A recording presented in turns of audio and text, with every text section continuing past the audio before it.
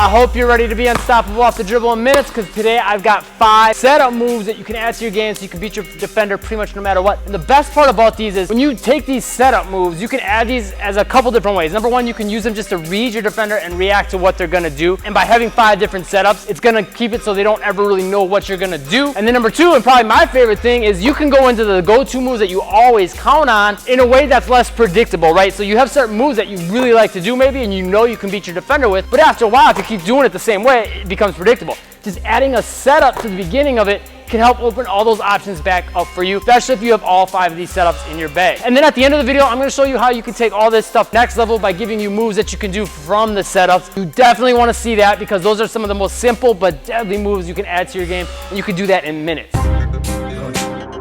First setup I love because it's pretty simple and it's really, really safe. It's the inside out side step. So all you really want to do with this is have your hand come from the outside of the basketball over the top and then pull it back out. You can play around with this, you know, you can sell a little bit more of a fake with it, or you could just kind of nonchalantly go into this side step. But just doing that is going to give a completely different look to anything you do after. For a lot of these, I'm going to give you an example of doing the Tim Hardaway UTEP 2-step, because for me, like, that's one of my go-to moves. I use that a lot. So adding this inside out side step before I go into it is going to give it a much different effect versus if I just come to my defender and go right into it, right? It doesn't let them know that it's coming, and by the time I go into it and they realize it, it'll probably be too late. But that's just one move, right? You can do any move you've got in your arsenal from this, but by doing the side step, you're creating a little bit of separation. All these, you can use this to make a read also, to quickly go into a shot, blow by your defender, or if they cut too hard to this side, cross over and beat them the other way.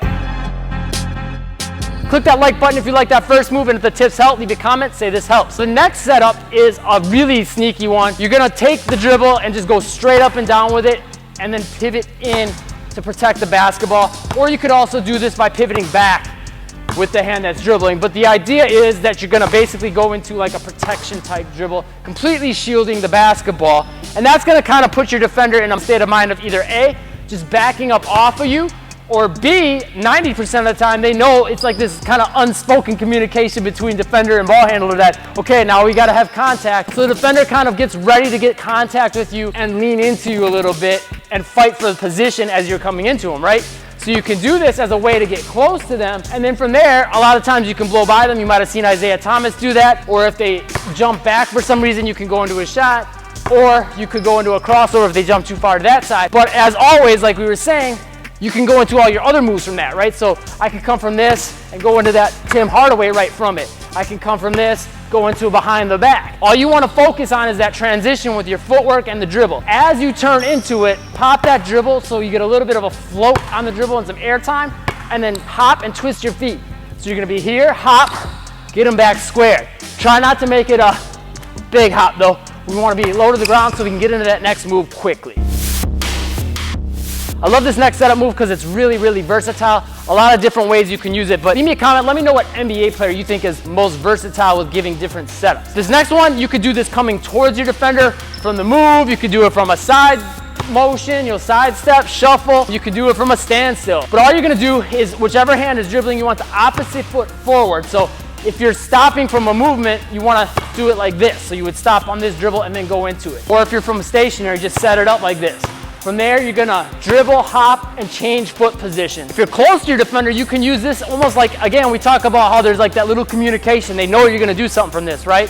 You can make that quick read, and then from there, if they take offline because they think you're gonna drive, just square your feet up, take the shot. If they don't go back at all, and you got the angle to step through with this foot, you can blow by them, or you can come from this and cross over. Coming to them, this is a great little change of speed, because they think you're coming at them and then they think you're about to slow down and then boom, blow by them. But then of course you can use this from all different types of movements, from a standstill as a setup to go into different moves. So I could go back into that Tim Hardaway UTEP 2-step by coming here, squaring, and then scissoring my feet again, here, going right back into it, right? Little things like that are gonna mess with your defender's timing, their expectations, and it'll put you into the move in a different way so they don't see it coming.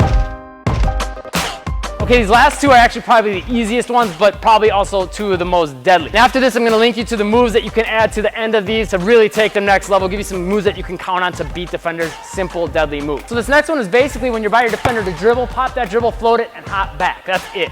So typically you would probably wanna do this starting more from a protection stance, but you wouldn't necessarily need to. You could be square and just hop back So you're landing, so you're square with both feet on the ground at the same time, landing at the same time. You can get a little more air time on this one to cover a little more ground if you want. Typically though, this is gonna work best if you just get a little bit of a motion back, not so much that you're putting yourself out of a leg's distance of being able to get past your defender. A lot of times from this, if they try to close the gap, you can blow by them. You can shoot. If they don't close the gap, they come too far to this side, you can cross over, or again, you've got all your other moves that you can count on as go-to moves that to go into from there, right? You can come from this, go into your between the legs, cross over to the Tim Hardaway, you can go into behind the back, you could go into all the things that you're typically comfortable with. This is a deadly way to set all those up. Okay, last move, and then I'm gonna link you to the moves that you can count on that are deadly that you can use after the setup move. So this one's the absolute easiest. Take a move that you've got down, that you can count on, and you're just gonna add a change of speed to it. A quick example would be like for me, I've been doing the Tim Hardaway UTEP two-step, right? So instead of going into this first move intense like I always do, I would just go into more of a nonchalant between the legs to not give anything away to my defender that I'm thinking about even going into the move. So it doesn't even look like the same move, right? This versus this look like completely different things. So I can set it up and go into something I'm really comfortable with just by changing the speed of it and my body positioning a little bit.